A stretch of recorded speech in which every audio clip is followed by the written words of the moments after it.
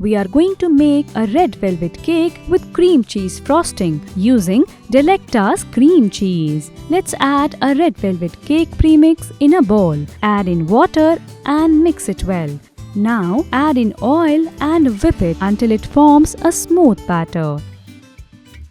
Take a greased cake tin and add the batter and spread it out evenly. Now bake it at 180 degrees for 30 minutes. Once baked, keep it aside to cool down. To make the frosting, in a bowl, add in Delecta unsalted butter. Whip it until it's smooth. Add in powdered sugar and mix it well. Add in Delecta cream cheese, vanilla essence and whip it until it's smooth.